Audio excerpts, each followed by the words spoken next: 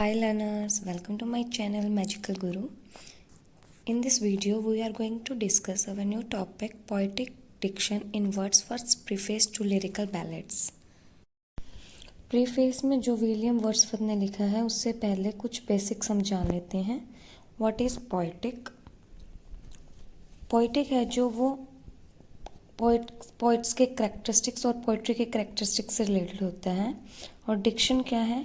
Writer message और story को convey करने के लिए जो वर्डिंग और स्टाइल चूज़ करता है वो डिक्शन है.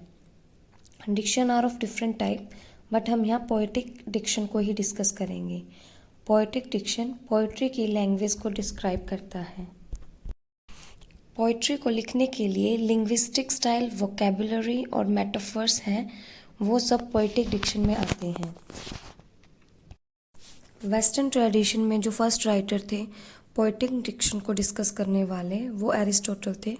उनकी पोएटिक्स में था कि पोइट्री लिखने का परफेक्ट स्टाइल है कि पोइट्री क्लियर होनी चाहिए, समझ आनी चाहिए बट मीन नहीं होनी चाहिए.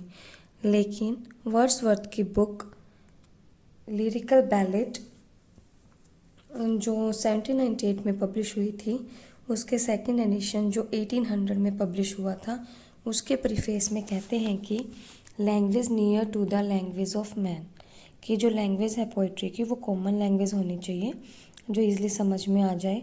और वो लैंग्वेज डेली लाइफ में से एज इट इज़ नहीं लेनी है बल्कि उसको फ़िल्टर और रिफ़ाइन करना है ताकि पोइट्री की लैंग्वेज को रफ फ्रेमवर्क ना मिले और उसमें इमेजिनेशन भी होनी चाहिए. इसलिए उन्होंने अपने वर्क्स में हर क्लास की लैंग्वेज को यूज़ किया है, चाहे वो लोअर क्लास हो या मिडिल क्लास, क्योंकि वो मानते थे कि कॉमन लैंग्वेज ही लोगों को पोइट्री से जोड़ कर रखेगी.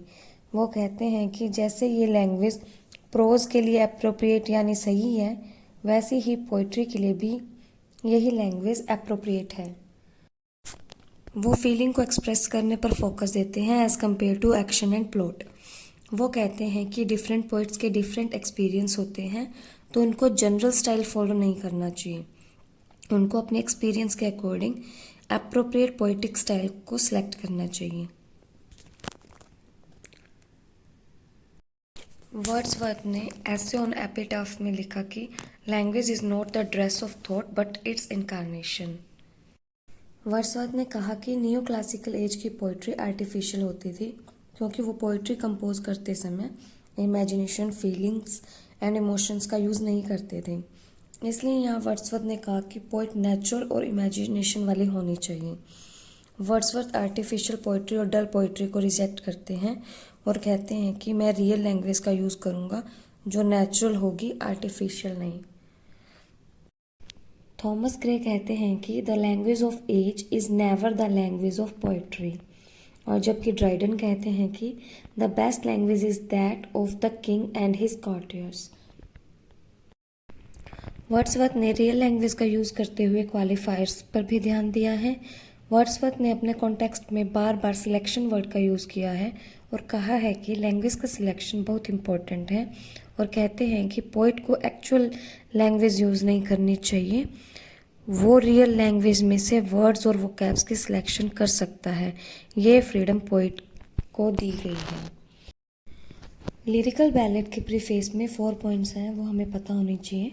What is poetry, what are the defining characteristics of a poet, the value of poetry, poetic diction. So आज हमने कवर किया है poetic diction. That's all for today. See you in next video. Bye bye.